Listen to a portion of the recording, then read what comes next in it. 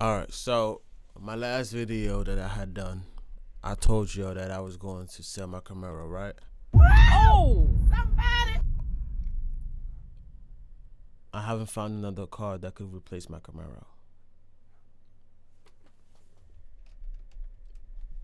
I've had my Camaro for 2 years now. It didn't give me no big issues. The only, I mean, obviously that is that's needed to be done. Brakes and rotors, and the rotors was uh I felt like whenever I was driving the car, I felt like it was kind of the steering wheel was shaking and shit. Come to find out, it was just the rotors that was bad and all of the above. Y'all know how that shit goes. You know what I'm saying, but as far as like things that are failing in the car, all of that, never had no issues so far. And let's pray to God I don't have any issues, right? Um, I bought my car at 40K miles, right? Right now it's 67 miles. See what I'm saying? I commute with my car. Now, this video, I want you to actually listen to what this guy's talking about, because a lot of guys that that sell their cars, they go for a BMW, Audi, Benz, and I know for a fact that these cars already are literally for your wallet. Oh, somebody. These cars are literally there to drain your wallet. If you look at BMWs, Audi, Benz, make sure you have your wallet next to it, because the amount of shit that's finna happen, I already know it. So this is why I'm like, let me think. Should I sell my Camaro or should I keep my Camaro? Because when I'm looking at durability and I'm looking at cars that are reliability, Camaros comes up, but not Audi, not BMWs, not Benz. So let's watch this video real quick, G. BMW, Mercedes, and Audi are not made for used car buyers. And I've got a Master in Business Administration, but you don't need a business degree to understand how car manufacturers make their money. They make their money by selling their newly made, brand new cars to dealerships. Right. And BMW, Mercedes, and Audi really take this one step further, and I'm going to explain exactly why you don't want to be buying these cars in the used car market outside of warranty. Within warranty is okay. Outside of warranty, guys, you don't want to be touching this. And whenever I make a video like this, I do get a lot of people who get offended, right? A lot of German car enthusiasts. I'm a car enthusiast. I'm in my Toyota GR Yaris right now, but I've owned my BMW as well. But I do like to portray the facts as they are. And the truth is, guys, for the average Joe, not the car enthusiast perhaps, but for the average Joe, you've got to stay away from German cars in the used.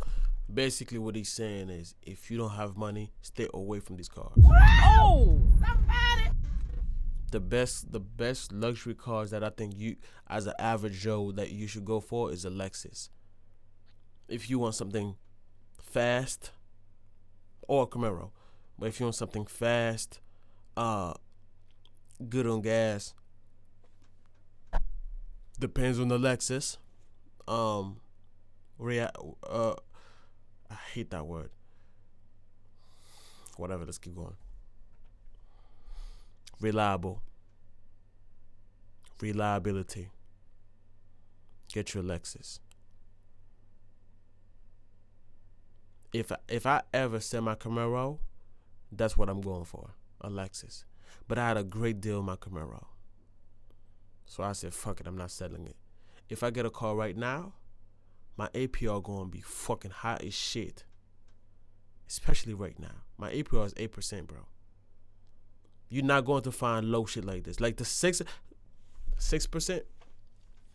it's non-existent right now. 7%, 8% is also non-existent. A lot of people are getting like 10%, 15%, 17%. You don't want that. But anyway, let's keep going back to the video. I just wanna give you a little more information as we're watching the video for the average Joe that wants to drive, some luxury cars. You know what I'm saying? German cars, like he said. So yeah. Car market, I'm going to break it down for you. Number one thing, German cars are usually luxury cars, and they're designed for that luxury experience. And how does it work, guys? Well, most of these cars are leased. They're the ultimate leasing machines.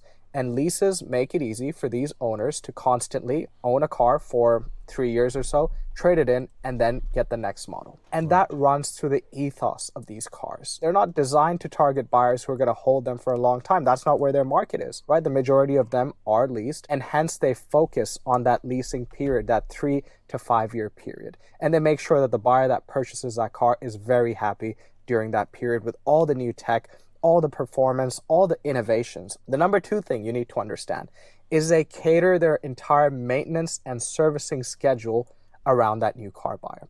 With BMW, Mercedes, Audis, guys, and I've got a lot of mates, and I had my BMW as well. A feedback that I received from many people when they buy these used German cars, they notice that the servicing intervals are all out of whack. Often these cars are serviced every 2 years, guys. The first year is more of a checkup, and then the second year an oil change is done. And the kilometers are ludicrous. These cars often are getting serviced at 20,000 kilometers. It's no good, guys, but that's how the experience is designed, that servicing and maintenance experience. And certainly in that 3 year period or even a 5 year period, these manufacturers are not asking you to change any major oils or do any major maintenance, right? I've got my Toyota GR Yaris here, Toyota, making me service this car 6 months, right? On a 6 monthly basis, which isn't exactly a luxury experience, but Toyota's serious about this car. Just next week, I've got to take it in for my transfer case fluid, my diff fluid, and then they want you to change your coolant very often as well. With German cars in that 3 year period, guys, they don't want you touching anything. And then that experience is further improved by giving you these service plans. A lot of these German cars come with these service plans where they throw in free services for the first 3 or 5 years. And I speak to many owners, many of them are my good friends, and it's always funny when I see someone buy a BMW. One of my friends, he bought a BMW, and it's $130,000 M2. And he bought that M2, and he comes to me, he said, he doesn't tell me what the M2 is about. The first thing he says is, "Can you believe BMW gave me this service plan for the first 5 years? I don't have to pay anything, I just take it in." And I'm thinking, mate, they're making all their money off you already. Who cares about that service plan? Services are pretty cheap for German cars, especially in that warranty period. That's how they get you. They design that service plan for those owners. So, you just call up, say, "Can you please book in my service?" Get the car serviced, and you don't have to worry about invoices, negotiation, payments, anything. It's made for that new car buyer. And the only thing the new car buyer needs to worry about, and it's something they won't even see on paper, is a depreciation. The funny thing about depreciation is, if you think about it, guys, does it really exist? Because it's not on your bank account. You don't open your banking app and see, "Oh, geez, my car lost $10,000 this year." You don't see that. Right. Depreciation is only worried about when you come to sell your car, and often these cars are on leases. They're rolled over. Often these people, they've been used to that depreciation. They know they buy their BMW, it'll be worth 60 or 70%, maybe 50% of what it was worth brand new, and they'll trade it in, get the next BMW, next Audi, next Mercedes. And that depreciation doesn't worry them because there's no spreadsheet. There's no facts being thrown at them every day. As far as BMW, Audi, and Mercedes are concerned, that first car buyer, that new car buyer, they're having a great experience. They're getting these services often free. They're getting this nice luxury experience, and they're getting this prestige, right? In Australia, a lot of the dealerships who sell these cars call themselves prestige dealerships. And I don't personally believe that these are prestige cars any longer. I think, if anything, in my view, the likes of Toyota or Honda should really be prestige cars because they represent quality in a way that not many other cars out there do. But I digress. That's my personal view. So I've broken down for you exactly what the manufacturers do, and I've told you exactly why they're so good for new car buyers. But it's exactly those reasons that make them poor buying for used car buyers, especially outside of warranty. In warranty, I'm okay with. Outside of warranty, it hurts. Remember that servicing interval, 1 to 2 years. Now you're the used car buyer. What do you have? You've got an engine full of gunk because it was using old oil. Make no mistake, guys, these synthetic oils, a lot of people, they get into these arguments, and I'm an engineer. A lot of people get into these arguments that synthetic oils are so much more superior to the older oils, the more natural-based oils we used to use in automotive applications, and that's true, certainly that's true. But oil is oil. It's not It's not a superhuman liquid. And even with your synthetic oil, if you go outside and check after 15,000 kilometers, it's going to be gunky. And guys, I was speaking to my mechanic and he had a BMW M4 M3 in the shop. And at 70,000 kilometers, he said he was having to replace a motor for one of his customers. I should send that to my homeboy. He got a M340i. And he's been I said Camaro. He's been he's been a Beamer fan forever. Ever since I knew him. That boy been a Beamer fan forever. Even since in high school. So maybe that's his business. Maybe I don't need to send that shit to him. I mean, that's his business, nigga. And the reason? Excessively long oil change intervals. Right? It destroyed that BMW. It was so gunked up, it was beyond repair. The car is effectively done for. The second thing is, again, maintenance related, right? For the first 3 to 5 years, the owners, they enjoy that really nice maintenance interval, which doesn't make them change many fluids, doesn't make them change many parts. Well, guess what, guys? Now you've got your used German car, 5, 6 years old. If you're a smart owner, you should really be doing all of the things. Transfer case, diff fluid, your all-wheel drive fluid, coolant. You've got to be doing all of this stuff. And if you don't, it can have repercussions. And not only that, you now run into the German car maintenance. And for German cars, guys, a lot of things you wouldn't think are maintenance is, right? I'm talking about water pumps. I'm talking about plastics. I'm talking about gaskets. Often these gaskets are very highly biodegradable. That's going to be maintenance. Pads and rotors. You're having to change your rotors very often alongside the pads. These cars don't forgive the rotors. So all of a sudden, all those items that made it really good for the new car buyer, well, now it's going to sting you as a used car buyer. And the last thing I really want to touch on, guys, is the element of prestige. And I think this is where a lot of people are getting scammed, because people are sold this dream where they're buying a prestige car. And as I said, I don't think German cars are prestige cars, at least not in Australia, where you can buy an A-class or a CLA class for less than a Corolla, especially in the used car market. Audi A3s sell for less than Corollas. Corolla hybrids hold their value really well.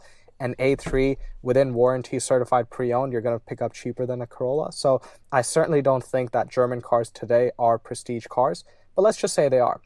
Guys, in the used car market, prestige doesn't exist. The whole point of prestige and luxury is getting something new, getting something shiny. Right. And a lot of people are sold this false dream and this false reality that you get this prestige car, and really what they've got on their garage now is a used car and a car that's going to be trouble for them. Right. A car that's going to take a lot of money to keep on the road. It's a reality. I went through this with my BMW. From a probability perspective, guys, it's not sort of bound to be a great run, especially as you get higher in the years, 8, 9 years. Everyone knows, even the German car fans, which I am a German car fan, even those people, they know that a Corolla or a Camry or any of the Toyotas are going to be a safer bet once a year's roll on. There is nothing prestigious about repairs. There is nothing prestigious, in my view, about buying these used German cars, especially for the average Joe.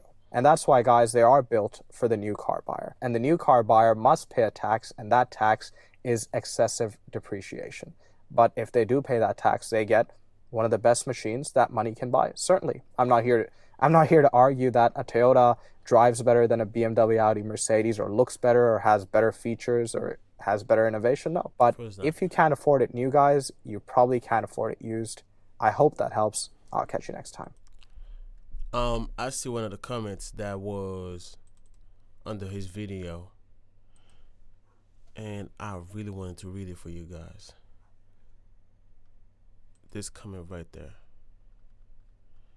You see that comment right there?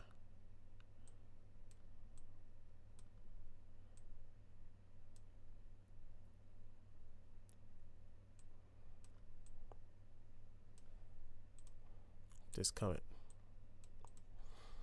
Alright, so we're going to read it together. Let's see what it says. I've owned 11 BMWs in my life. Everything from E34 to an F06. And BMW stands for break my wallet for a reason. My BMWs left me stranded so many times that I was dropped as a customer by Allstate roadside assistance. At one time, I had a fleet of 5. At one time, I was spending 10 to 12K a year in maintenance. Currently, only have 2 that I will keep. But from now on, I'm Team Lexus. There you go. I want y'all to go look at this video though. See what I'm saying? Matter of fact, this is the person that makes the video. See what I'm saying? And this what it look like. This is the title. If you look at the comments, it will give you an amazing perspective from other people before you buy these cars. Now, I'm not telling you how to buy them because they are. I mean, like it feels nice when you drive a nice car. I'm not gonna lie to you, like, bro, I agree. But if you can't, you know what I'm saying, save yourself the headache. Get you something that's more reliable. All right, that's the video for today. Please give this video a thumbs up and subscribe to the channel. Also, too, y'all know that I'm looking for something new. I might keep my Camaro. Most likely, I will. But if I find something different, I might, and that's reliable, of course. I don't want no BMWs, no, Benz, no Audis. I don't want none of those. But if you find something that's very nice and reliable, please drop a comment down below, and then I'll check it out. All right. With that being said, please give the video a thumbs up and subscribe to the channel. Until next time, I am out of here.